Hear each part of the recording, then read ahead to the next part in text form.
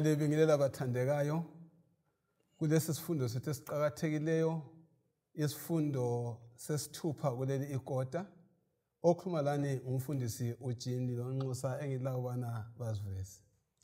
Sithanda ukubingelelana sihlobo sibonga umlimo ovumileyo ukuthi sihlangane njalo kusona lesi sifundo.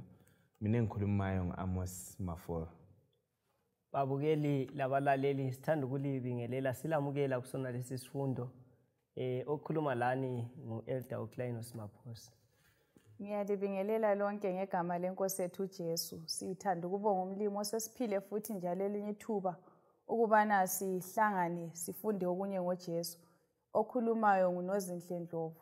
Singakangeni kusifundo sanamhlanje siza kuba lethuba lomthandazo. Asikhulekeni.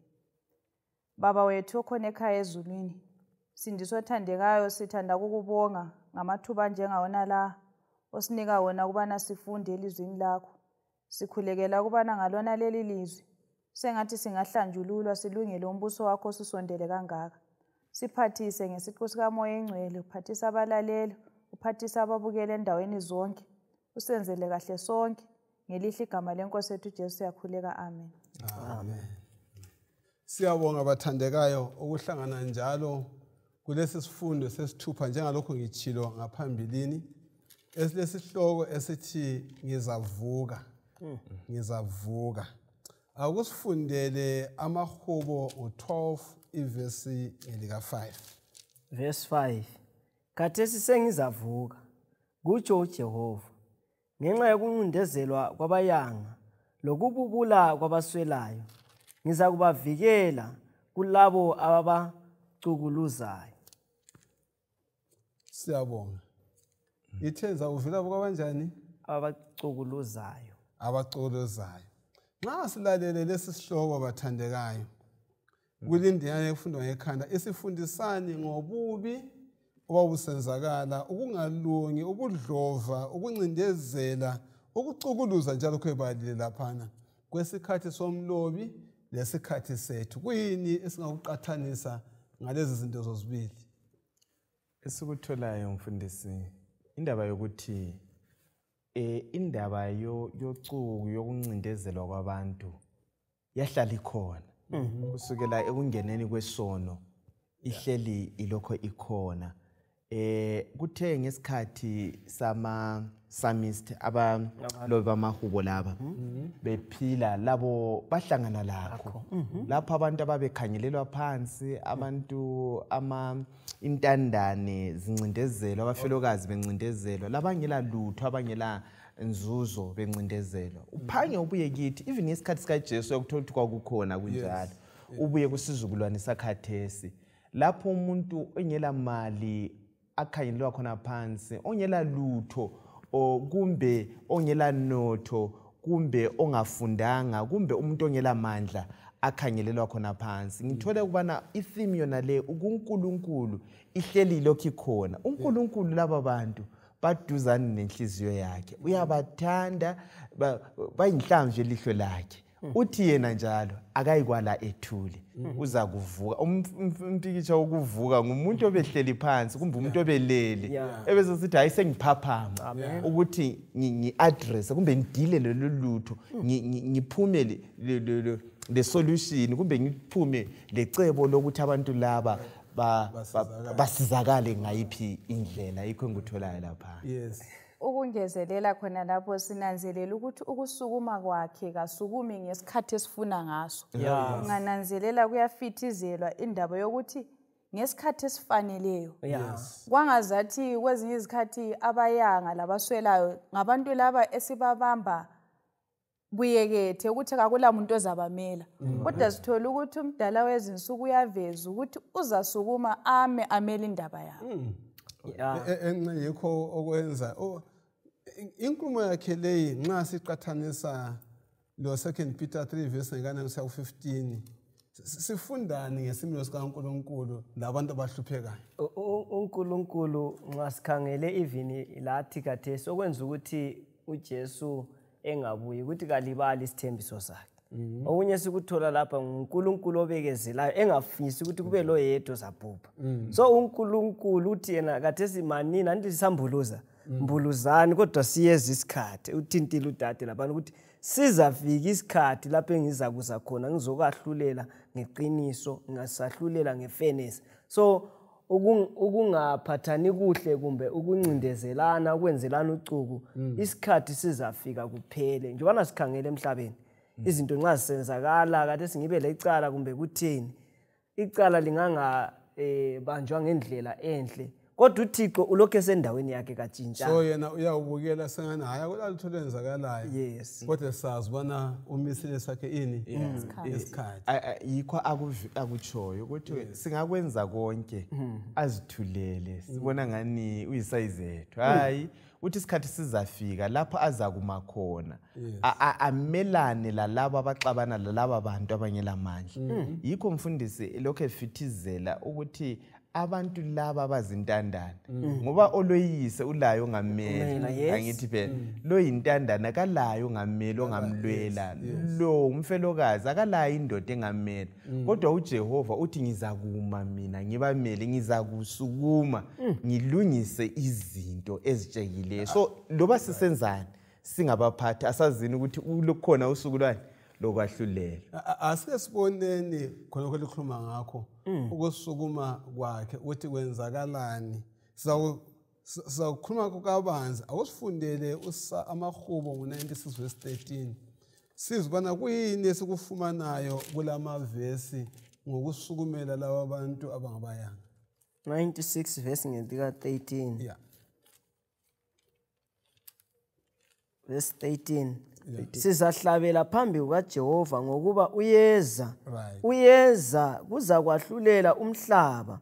Uza kwahlulela umhlaba ngokulunga ahlulele abantu ngeqiniso.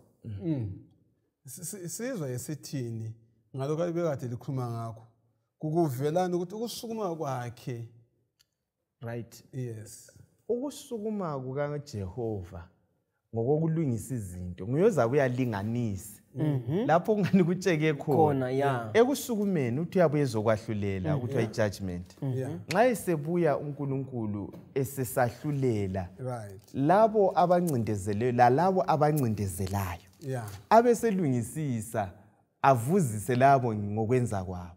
So sihlobo esithandekayo yiloba kuyini esikwenzayo asazini ukuthi akuyikuphelela ekwenzeni kuphela kulo mvuzo ozovuzisa uyeza azokuthi ukuthi hayi lapho kwakumele kwenze. So kuya ngokuthi uphethe njani abantu asazini thina esilamandla ukuthi sikwenza njani esilemali esikuposition le engcono kulalabo ukuthi siphatha njani abantu laba babone uJesu kithi. Yikho uNkulunkulu akukhalelayo kuzimilo zethu. Ukungezelela khonapho sinanzelela ukuthi ekwahluleleni kwakhe sithola ukuthi abantu lapha baza kukhululwa ekuncindezelweni. Yes. Okungangokuthi kathesi balaleli lababukeli kungabe kukhona okungasiphathiyo okwethu singakwenza ukuthemba ukuthi uNkulunkulu ngelinye ilanga uzalungisisa izinto. Siyabonga abathandekayo njengoba lisizwa izikhulumi ezikhuluma lapha ukuthi ukusukuma kwakhe kutshintsha izinto. Lizananzela abalaleli nxa singakhangela imbangela kaverse 5 le okuyikho okwenza bana kulotshwe ngokusukuma kwakhe. Ungabuyela kuverse 1 usiya verse ka4 uhlangana labantu abakhuluma amanga ngomakhelwane babo, uhlangana labantu abancindezelayo, uhlangana labantu abazigcajayo. Ikakhulu verse 4 ethena laba bathi sizanqoba ngolimi lethu. Alright. Imilomo yethu uthi sasebenzisa imilomo yethu ngoba ngeyethu imilomo le. Ngithathekiswa ngumzila ucina othana ngubani ongasibusa na. Ngubani ongasibusa na. Ungananzela amabala wona lawa ngubani ongasibusa na. Wathathi kuSambulo chapter 6. Umzila wokucina kaSambulo chapter 6 ulamabala phoso uhambana nawona lawa athini azange ngikuluze bona singawubala kodwa ngicela hlayivule kathesi. Ngifuna nje ufuna umzila wodwa kaSambulo 6 okucina. Sambulo chapter 6. Yes. All right, Sambulo chapter 6 verses. Iverse okucina kuSambulo chapter 6. Umzila wokucina kuphela. Umzila wokucina pho ngubani ongema na. pho ngubani unganjani Ongemana. kungemva ubana sekhuluma ukuthi amayezi aza kugoqwa njengomqulu baza kubaleka baye ezintabeni ngaphi nxa esesukumile Ubani ozakuma.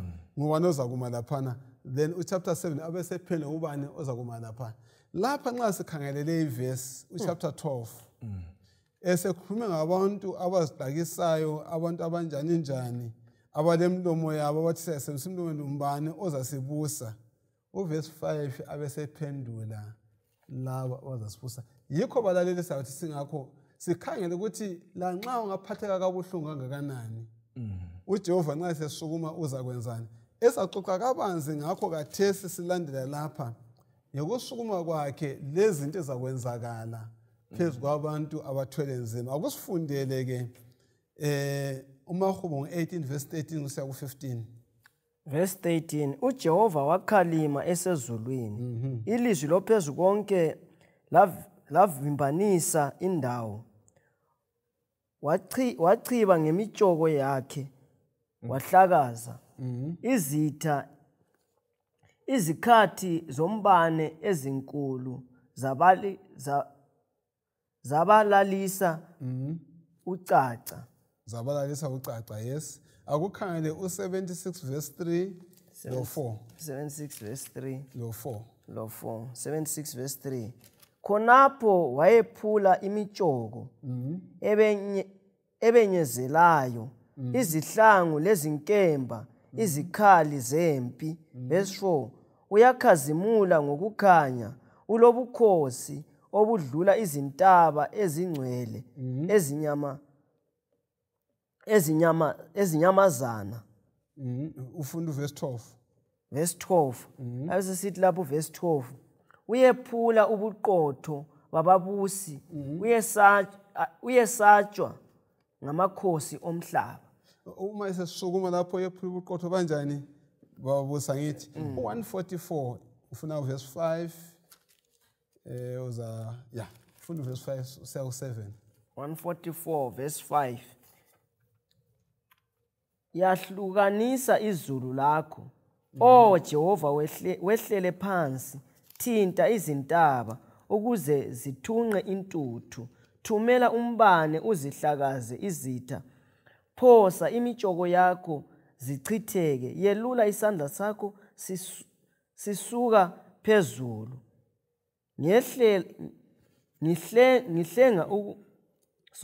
yelula isandla sakho sisuka phezulu right ngihlenga ungikhulule emanzini alamandla abezizweni siyabonga amavesi la wonke alokho elandela ivesi esisungule ngayo ivesi esungule ngayo ingumthandazo ukucela kwenza njani ukukhululwa ezandleni zezitha lapha inkosi iconjwe njani kula amavesi imfanekiso esetshenziswe lapha isifundisani ngokuzimisela kwakhe kubana asukume akhulule abantu bakhe ebunzimeni indaba elethwa lapha indaba yebutho uJehova uconjwe waba libutho ethwele inkembe ethwele imtshoko esiyakulwa njengoba sikhulumile ukuthi uza kusukuma alwele laba abancindezelwayo ungakhanyela umpikitsho nxa esesukuma vele embalini lapho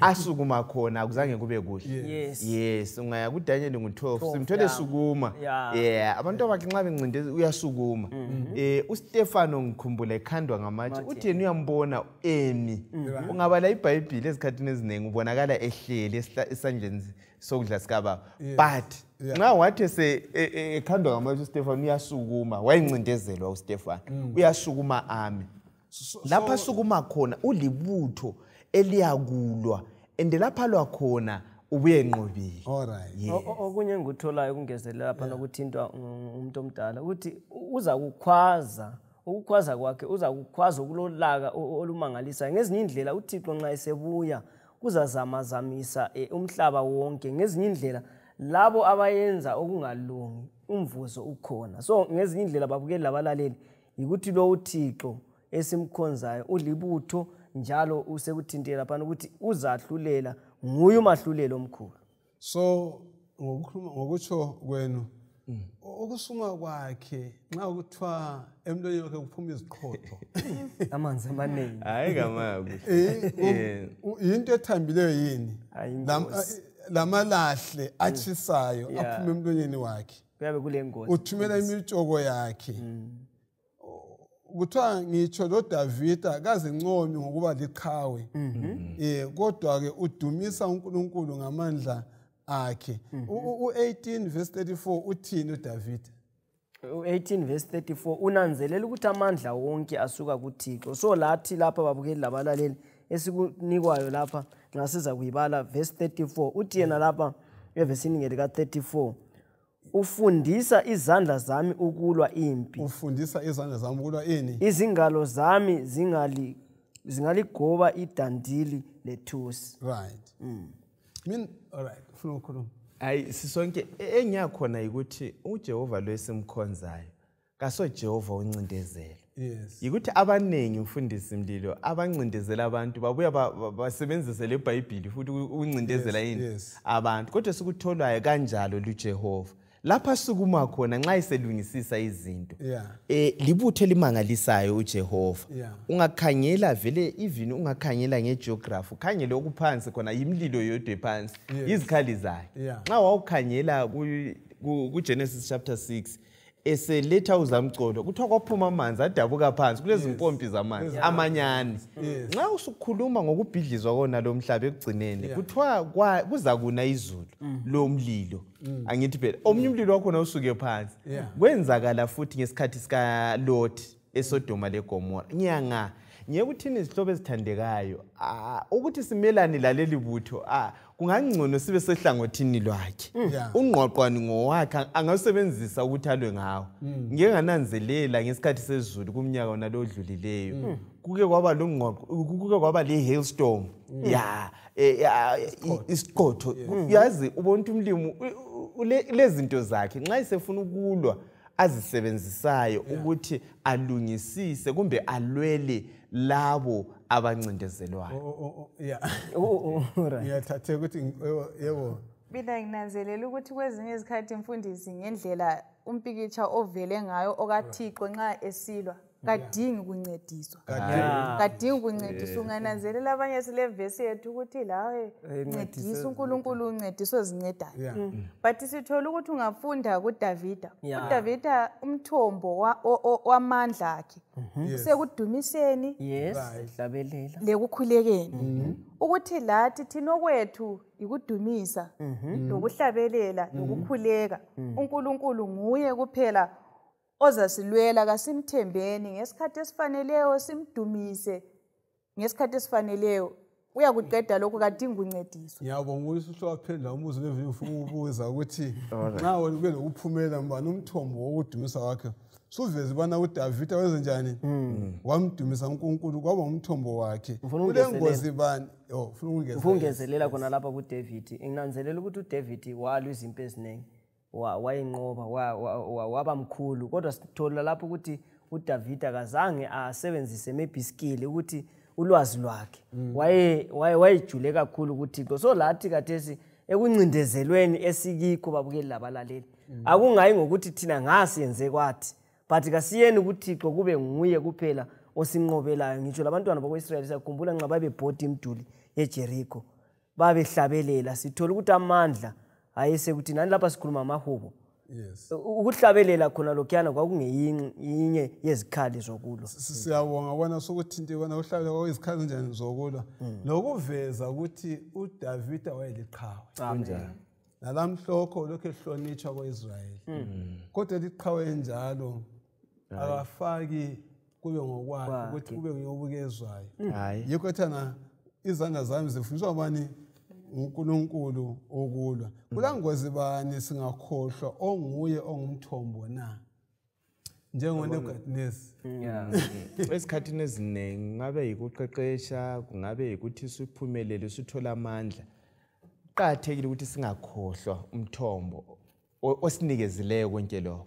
Ngoba ingozi ebakhona ukuthi ugcina usufuna ukukhonzwa wena. Baningi ababelemali njengoba uthintile uNebukadnezar uthi sehamba uthi ayisimina engakhileyo engenze konke lokho kwahle kwathanca enqonweni lapha uJehova kafuni ukuthi abelane labantu udumo lwakhe nxa kulolutho oqhathe uJehova ukuthi yena yedwa ngoyedwa omela dunyazwe ungaba lemali ungaba lempilakahle ungaba lakho konke lesisebenzi lo asazini ukuthi sikunikezwe nguJehova simele ukhona lapho esimele siye kuye khona silethe udumo kuye lamandla wonke iaccount siyayinikeza komunye othile okunguJehova siyabonga ukuzwa lokho maforo actually yikho kwawisa uSathane kunjani wazibona semuhle kakhulu selamandla kakhulu waqina senjani sewenza yikho kule ngozi khona ukubana wakhohlwa owamnikeza ubuhle bakho nasinda lilithintile ukuthi ingozi bani ingozi ekhona ekuthini babukeli labalaleli ungaziphakamisa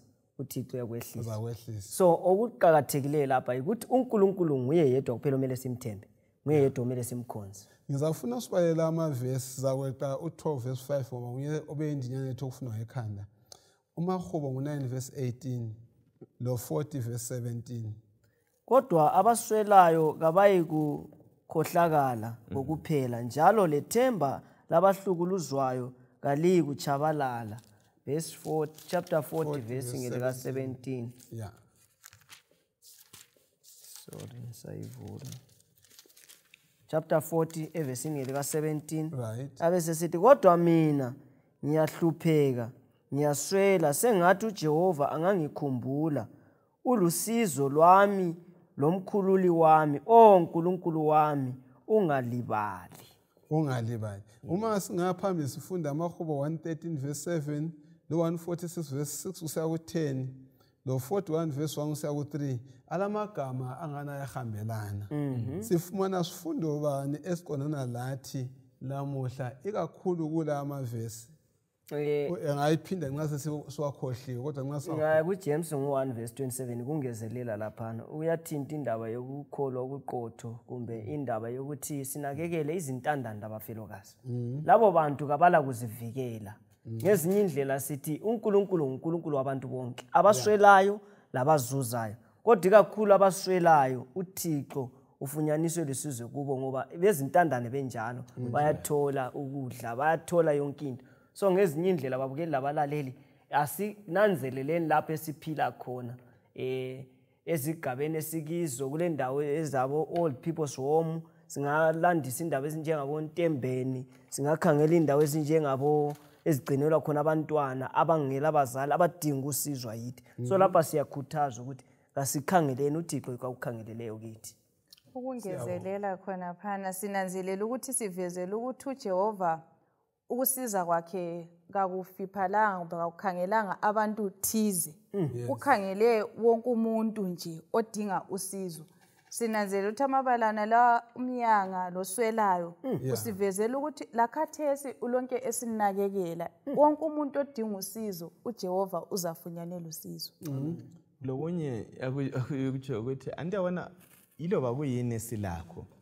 omnye lobayo uthi yena imali esandleni somKristu iyisivikelo kulabo abaswelayo uthi iyisinkwa kulo lambileyo iyisembatho kulo kanjani ohambazi so lokho esilakho uyabona mfundisi abanye abantu abasengozini ngabampofu abayanga ngoba imali vele siyayisebenzisa njengesivikelo sethu uyathenga inkululeko ngemali umuntu lemali vele ulamandla so abampofu ngabanye abantu abasengozini abaswelayo abantu intandana sebeqambile abafelokazi kuningi okwenzakalayo labantu abagqilaziweyo leminye imhlobo esikhangelela phansi esikufundayo namhlanje ukuthi uJehova ilihlo lakhe lisebantwini bona leyo uyabanakekela ukhangele badalwe nguye wena lami sikhangelelwe futhi uJehova usebenzisa wena lami ukubana siyizandla zakhe angithi vele ukuthi sinakekele bona laba abantu khepha isikhathi esiningi sitholakala kuyithi futhi esinjani esibancindezelayo Nithemba siyezwa abalaleli ukubana izikhulumi zithini ikakhulu ngovesi ka18 nithemba engasiqinisa ngoba ithi yona abantu abaswelayo kabasoze bakhohlakale ngokuphela yebo ngakhaya ngani bakhohlakele kathesi kodwa usuzokhohlakala njani ngokuphela luyeza usuku lokusukuma kwakhe njengesihloko sethu namhlanje Siyakubongela lokho. Singakadluli mfundisi khonapho singananzelela indlela uJehova anakekela ngayo abantu laba. Lathi njengabalandeli bakhe kufanele ukuthi sibe yivoice yabantu laba. Singatholakali kuyithe sibanyathezelayo lapha abanyathezele khona. Asenzeni ukusemandleni ethu ukuthi banganyathezelwa. Ngifuna siqinise inkulumo leyo echoyo ngalo mbuzo ukuthi kwakukhangelwa njani umuntu wenza okubi emuntwini ohluphekayo. According to Deuteronomy 15 verse 7 kuya ku-11.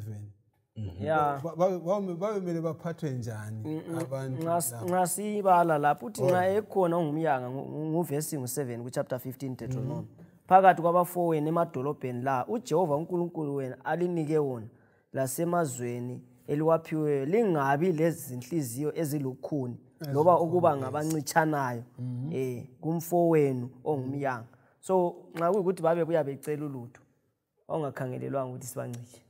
So ngezinye indlela laba abantu ukukhangelela ukuthi lakathesi bakhona seke sihlangana labo esitaradini bayabuya enxeka boni uyacela ulutho ukukhangelela ukuthi simnike nxa ngilalo.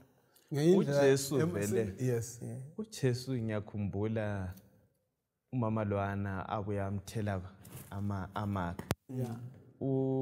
uJudas uthi yena adlalisiwe amakhala abesinikeza abanjani abampofu. uJesu uthi hayi abampofu vele lizahlala linjani Lilabo. khonapha ekuthi uJesu ukuthi hayi lesizukulwane so bazabe belokho bekhona lizamele libanakekele. ungaya ku Deuteronomy khonapha uzafumana ukuthi uJehova eletha lemlayo lemthetho ebanikeza abantu bakaIsrayeli wenza ngabomu kwaba deliberate ukuthi laba bantu banakekelwa njani.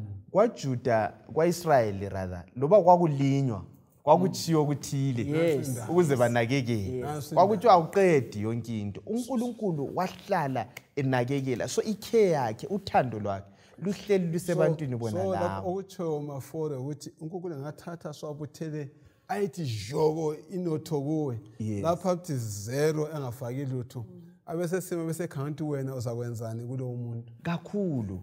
ungabuye emulini khona abamfundisi uyazi kwesikhathi ngamangale uthola ukuthi wena uzafundisa umntana wakho esikolweni esidulayo akulalutho lubi khona pha kodwa wehluleke ukuthi lo mfowenu umhambise kusikolo kumbe se$20 angithi so khona lokho uthi wena wenelisa ukuhambisa lapha nakekela labo bazile abampofu labaswelayo bona laba ngela lutho ukuze thina siveze uKristu sibathande sibanakekele ngoba wayekwenzile babekhona babelamba bengela lutho kwakuthwala izachiya lapha bekhona lapha ukuze kubonakala ukuthi kwaIsrayeli kulo Jehova onakekelayo. Ukungezelela khonapho nginanzelela ukuthi kwezinye izikhathi abantu siyabasindisa abayanga labaswelayo ukuthi ngiyabona ukuthi vele kenelisi sesithi nanko uzanika sokuphindiwe. Uthola umuntu uvele ungumyanga selesikwelede angasoza fasikwanisa. Kwezinye izikhathi balalela lababukeli kasinanzeleleni yebo abanye singababoleka but omunye la uyabubona ukuthi ngaze ngimboleke kayi. Ngcono inhle umnike. Yes lapho. Alright. Siyabonga kakhulu kuzwa amagama anjengala. Ngileqiniso bana asiqinisa abana uNkulunkulu onika abanye umnotho thize avumela abana bahlole laba banothile ukuthi bazabaphatha njani. Kuhle sifunde ukuphatha ngitsho abayanga lezintandane ngendlela uNkulunkulu azimisele ngayo. Bengizabuza ngithi thina lamhla kukangaki sizihlupha ngabaswelayo phakathi kwethu. Ngithemba ngade silalele iphintiwe lindaba ukuthi sizihluphene abantu abanjani abaswela baphakathi kwethu. uJehova kasoza uthi ngabasusa Asoke vele bazahlala bekhona. Anzange leslogan samazwe sokuthena by 20 something. Uya kwesokuphelile emhlabeni. Ungaphila. Yeah. Vele khona Matthew 25. Sorry. Matthew 25 eyithinta na le indawo. Yikho phela athinta la ngibona ngihambasi. La ngibona ngilambila lenginika ngudla. So i-emphasis ukuthi even sonke lapha esiphila khona kulokho kuphindwa phinda kuyagcizelelwa asihlaleni sikwazi ukuthi kulenye ibasket yabanye abantu abaswelayo.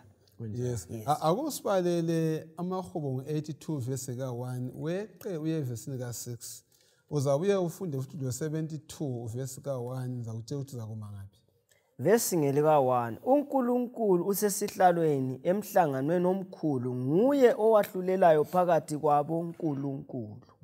Right. Verse 6 ngathi lingoNkulunkulu lonke lingamadodana akhe ophezulu. Ulungisela kufunda u72 verse 1 u6 lo 12 usiya ku14. Angeke ngikhangele leli verse. Right. 82 verse 1 lo 6 wahlulela kubo uNkulunkulu uverse sathena ngathi lingoNkulunkulu sizwisisane ngale verse ngathi lingoNkulunkulu nxa ngikhangele umdala kumele ngibone uNkulunkulu kuye yini into echazwayo lobu ungakhangela siqalile la ulimo olusetshenzisiwe nxa kubhalwa even ibala elithi uNkulunkulu kusetshenziswa ibala elincane angithi phela elifana lamabala nxa kusetshenziswa kukhulunywa ngezithixo izithombe othixo libala elincane vele kusukela ukuthi uNkulunkulu vele dala uthi asenze umuntu ngomfanekiso wethu ukuthi hayi lani ayekutsho ukuthi lile authority kwabanye lilamandla kwabanye abantu abathile hathi ukuthi sesimele sikhonzwe vele ungakukhanyela vele umuntu olamandla kuye vele uzananzelela ukuthi uyalawula lokuthi abuye isikhathi bani uNkulunkulu uthize kuye ngoba uNkulunkulu okuncane so ulima akutsho ukuthi ngelaba abakhonzwayo utsho ukuthi yena nguye uNkulunkulu nguye okhonzwayo sireporta kuye. Yes, ngathi. Akusithintele u72 verse 1 siya phambili. 72 Yiphe inkosi ukwahlulela kwakho o Nkulunkulu. Lokulunga kwakho indodana yesikhosini. Uza kwahlulela abantu bakho ngokulunga. Labahluphekayo bakho ngemfanelo. Izintaba zizaletha ukuphumelela ebantwini. Lamaqaqa azaletha izithelo zokulunga. Uzabavikela abahlukuluzwayo phakathi kwabantu. Uzabavikela abahlukuluzwayo phakathi kwabantu asindise abantwana balabo abaswelayo afohloze umncindezeli. Uzaphila kokuphela njengelanga njengenyanga kuzo zonke izizukulwane. Yana ku12 verse ngelika 12 ngokuba uzakukhulula abaswelayo abakhalayo kuye abahluphekayo abangelamsizi. 13 verse 18 uzabahawukela ababuthakathaka labaswelayo asindise abaswelayo ekufeni. Siyabonga abathandikazi singaphambili ngamavesi azayifika kuverse 14 lona u72 uzefika kubani ku7 mandla abani ayephiwe amakhosi ako-Israyeli phezu kwabantwana bakaNkulunkulu lawo mandla kwakumele asetshenziswe ngayiphi indlela na. Lakathesi mfundisi umuntu angaba lamandla uya abuse angazi ukuthi singakubeka sithini akaphathi ngendlela enhle uyabe sezibona ngathi yena nguye lamandla phezulu kwabantu bakaThixo. Lakathesi babukeli labalaleli nxa uThixo esibolekile amandla ukuthi sikhangele labo esilabo kuhle ukuthi sisebenzise ngokunanzelela ukuthi hayi ukhona ophezulu kwethu ophethe intambo sijayele ukuthi njalo omunye la yeah nje sithuma phosa ngendlela okuletha ngayo mfundisi even kumfuzo wakho oqala lwana ngibona uphendulwa ngamavesi ona la ukuthi lingoNkulunkulu njani yini elilamandla kulaba bantu kwaIsrayeli babekhangelela ukuthi amakhosi la anti inkosi lana esezulwini bese kusiba lamakhosi beqalisa ngoSawuli bathi sicela ukuba lamakhosi lenkosi sifane lamanye amazwe sokuthiwa lo ukwahlulela kwakhe kumele kube kuhle kuhambe ngalindlela ngaletha umzekeliso ofana khathesi lobu ngayikhotha uzathola ukuthi umantshilwana simbiza njengenkosi Lord my Lord your worship ndiyabona asikuthi siyamkhonza hayi libala elisetshenziswayo lokulethana inhlonipho thize angithi phela sokulaba abantu okwakukhangelelwe ukuthi loba sibusa babushwe ngobuqotho ngamakhosi la banakekelwe basivikelwe bangasweli. Yes. Lezi zahlelo zowela phezulu kwabani nxa ngikhana kuyini okumqoka okwakumele bakuqaphele ekusebenziseni amandla abo kuyini okumqoka uyokuqaphela ukusebenzisana amandla abo. Ngicabanga ukuthi okunye wakhona kuthintwe ngumaphosa laphana ukuthi amandla wona la abe ayilemngcele thize singabi ngabantu abancindezela laba bantu esibathungamelayo kulethwe ukuthula kulethe kukhanye ngoba nxa wena uthungamela uyinkosi uthungamela uveza inkosi yana esezulwini ngibuye lapha abanye silabantu abasebenzelayo kulabantu esibaphetheyo lasemabandleni silapho esinikezwe khona amandla athize lapho esithungamela khona abanye abadala bebandla abanye abafundisi silomhlambi esiwuthungamelayo ekuthungameleni khona lokho kukhangelelwe umfundisi kubana sithungamele ngothando singa-abuse amandla wona la singancindezeli abantu babone ubaba usezulwini. Njalo ukuthi ube ngumthungameli ayisukuthi kumbe enxe wena sunguNkulunkulu omele sikukhothamele. uThixo uyabe kunikile lithubo olinikiweyo okumele ukuthi usebenzise usazi ukuthi ukhona olawula impilo zabantu onguyena umthungameli wabantu bonke. Okay, so lapha kuyakhuthazwa bona behluleka bahlulele ngendlela eqondileyo justly fair ngoba labo bazakugwetshwa kunjani ngalokho kanjani abakwenzayo. Angeke ngikhangele lokho kuyini okunye sekufundayo ngamahubo 82 verse 6-8 ubuhlungu obubangwa yibubi bomhlaba lapho ubona abantu bemsekela nje umuntu baqume amakhanda abantu okomuntu equma inkukhu bamgqokise ithaya lemota bamchise ephila badabule izisu zabazithweleyo.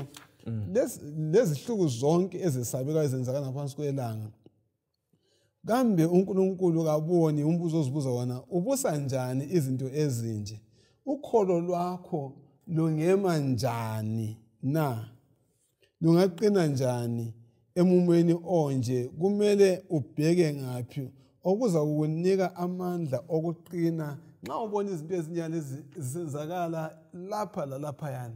Engakusho mfundisi uThixo lapho uyasikhumbuza la ukuthi thina njengabantu siyizidalwa we are mortals singabantu abafayo so nxa sisifa no one is above uNkulunkulu kakula omkhulu kumbe sithi thina nguye lomthetho wonke umthetho usezandleni zikaMlimo so thina njengabantu nxa sibona konke lokhu kusenzakala kasikholweni ukuthi uThixo one day kuzadlula lokhu kuncindezelwa lokuthi abantu bathatha umthetho bafake ezandleni zabo.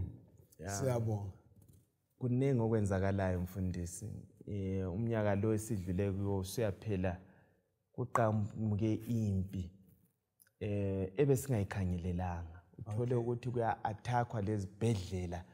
Abantu besiyathola impi le Israel le Palestine.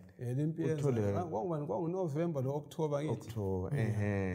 Uthole ukuthi abantu bahlasele abantu besendaweni yokuphephela becatshe esibhedlela behlaselwa khona lapho umthetho wempi vela ukuvumi khona lo ngiyekuthini uJehova ukhangele ngabantu abasekuhluphekweni abantu okumele ukhangelele ukuthi wena ubaphathe kahle ngoba ngolamandla ngaleso sikhathi so ekwenzeni kwethu konke singakutsho uJehova lo ukhangele endakayi yala ethule uzakuma angenele alungisise izinto zonke zona lezi. Maybe isikhuthazo lombuzo engabuza noma ngubani ongilaleleyo namhlanje noma engaphi komhlaba ngothona kathesi wena ulamandla bani phezu kwabanye abantu na ulamandla bani phezu kwabanye abantu na ungumzali ulamandla bani phezu kwabantu abakhona.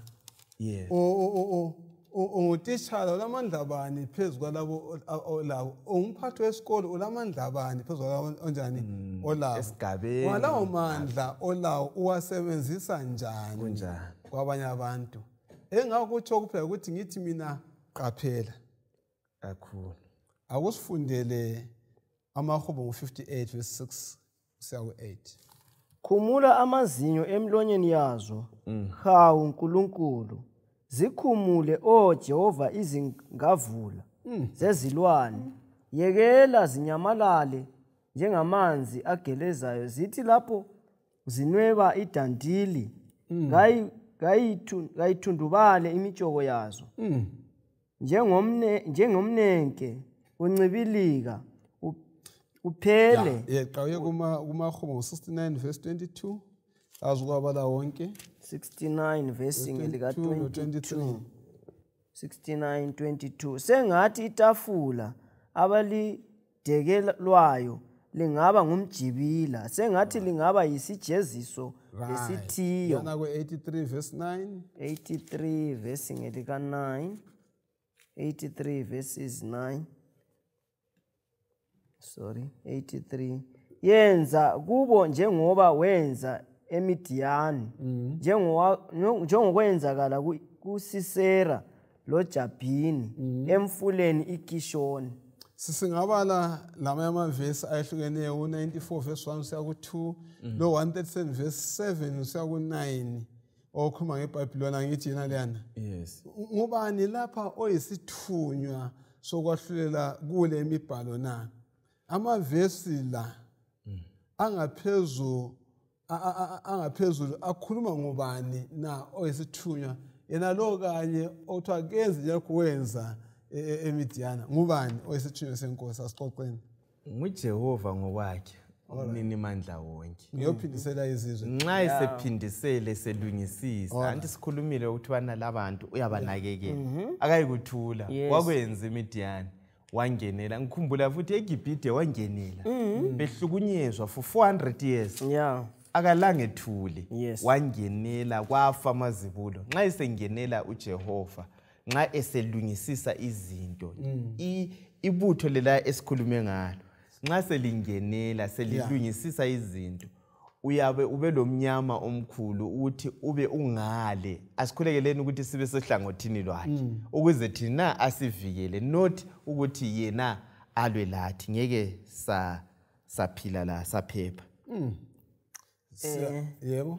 Okunye sikunikwayo lapha ukuthi thina singasebenzisi indlela zethu ikakhulu nxa uNkulunkulu nguyozahlulela abantu. Isikhathi esiningi sanda ukuthanda ukungenela engeke ubone ukuthi ubani kayenzi kahle. Lapha sikhuluma abantu abancindezela abanye abantu.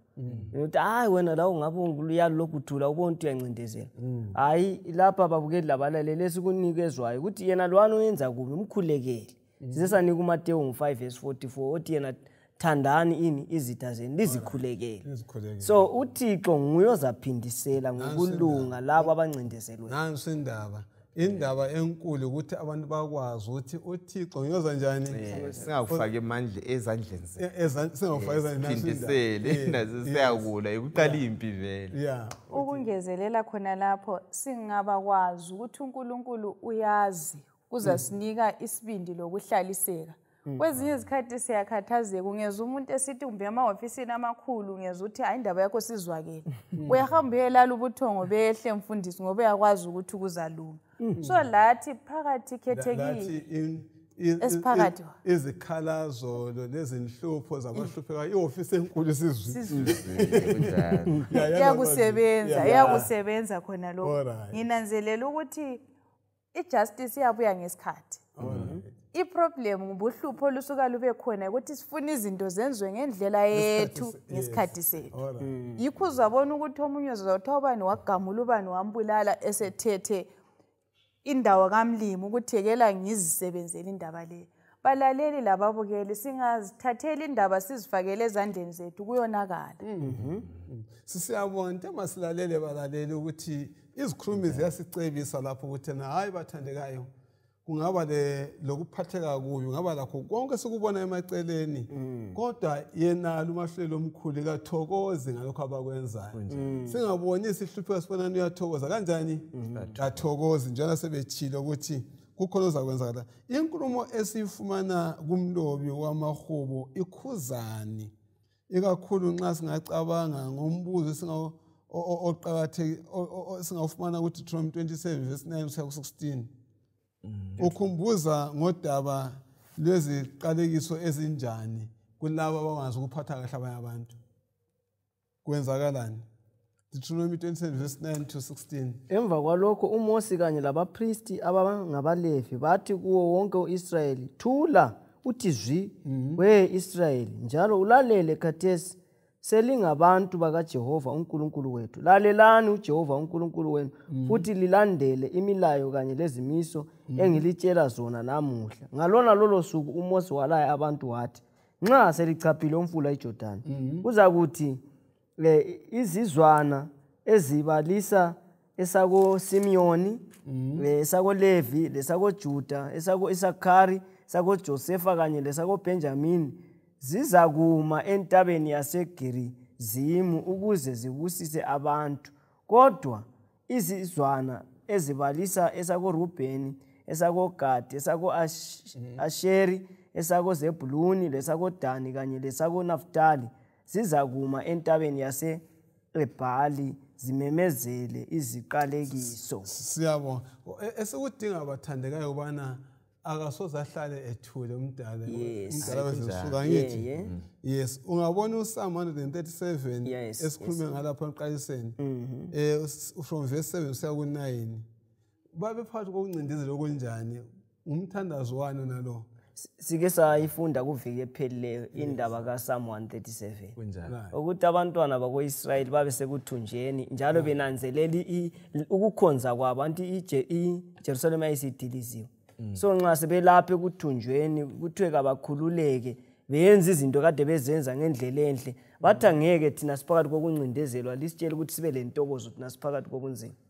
Angeke ngikhangele mina ngathana nayo yajeziswa yimi kumbe yajeswa ngubani bani noma ngiphe inkosi isikhathi esiningi yikho ubona abantu begqokiswa amathaya umuntu athiswe ephila kunjani kanti uswazi kaNkulunkulu nalunjani uJehova uswazi lwakhe lulomusa ulothando yikho phela uDavid wathi hayi kungangcono ngwele esandleni sakho ungasibona isandla sakho ungawukhayini kwangani kulukhuni kodwa ulomusa hayi thina silamusa sichaya sihle siqede lempande sisiphuni unjalo umuntu so izikhathi zonke asikhaleni singangcono ngilungisiswe ngumdala ngokwakhe ngoba uyangazi and uaddressa khona lokho kuluhlupho kuphela ufuna ukuthi angihlenge njalo.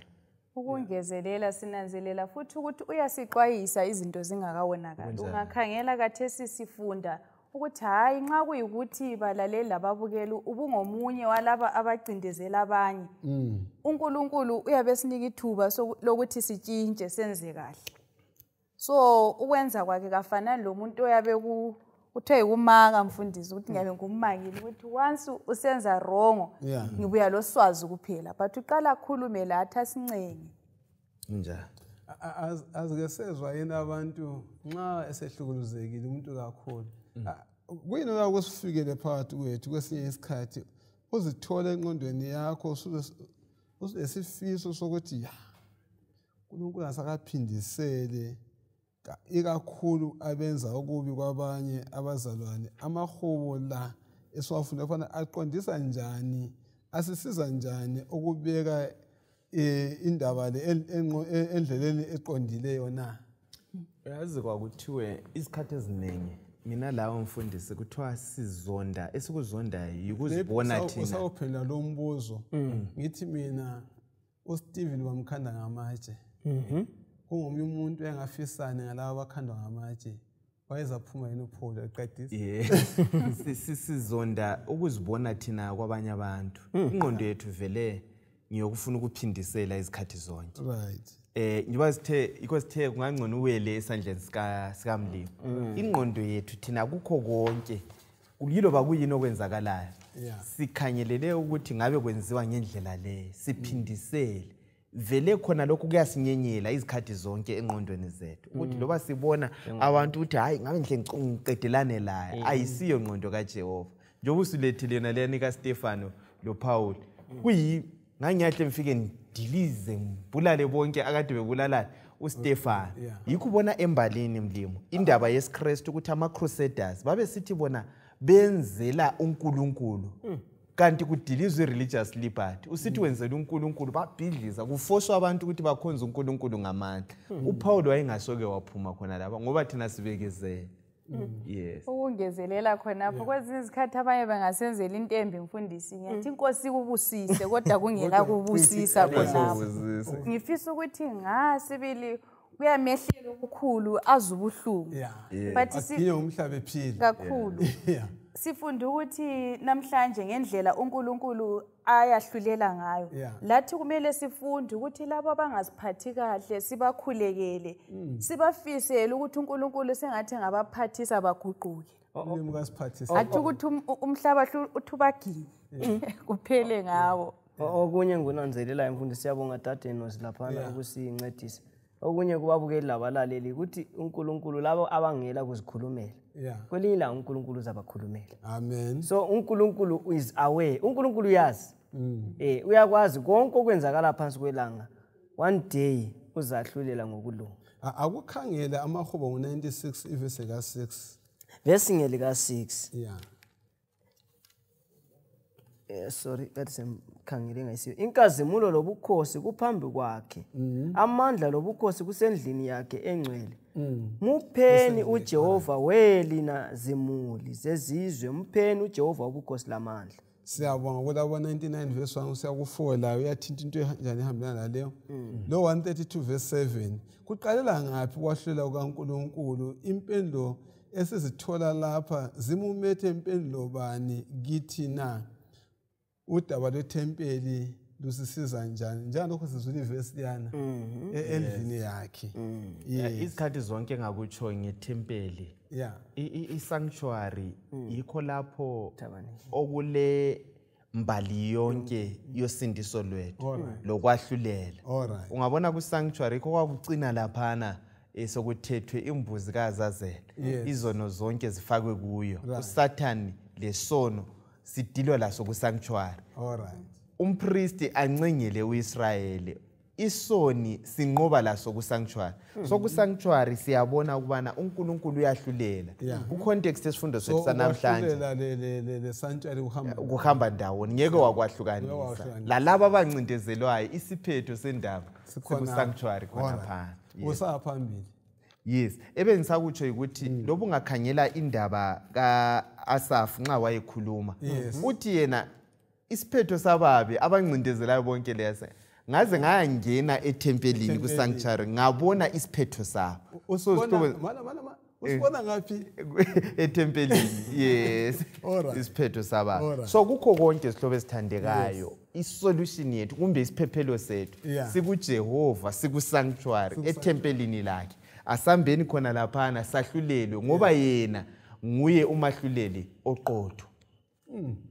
Siyabonga. Nginanzelela ukuthi indaba ethabanikeli le indaba futhi elokuthethelela ukuthi labo abavumayo izono zabo uNkulunkulu uyabathethelela. So kusinika ithemba elokuthi khathesi sisizwa amaphutha ethu ukhona ukuthi asilungisise sendaweni yakhe engcele izindaba kungonakala kuyalungiseka ngoJesu. Okunye sikuthola emfundisi ukuthi uJesu khathesi ungaphi? Usanctuary. Usendaweni engcwele uyasincengela. Nguye khathesi ohlezi esihlalweni sobukhosi sokunene sikaNkulunkulu.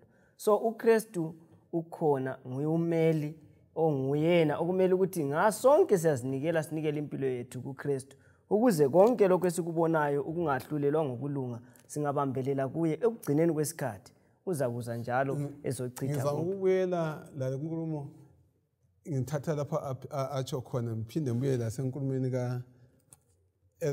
Mahubo 73 verse 17 echiyo ngumafolo ukuthi ngaze ngangena endlini engcwele kaNkulunkulu ngabonisisa ukuphela kwabo. Abantu ukhuluma ngokuphumela kwabantu ababi ozophusa watshelele ukukhuleni kwakhe.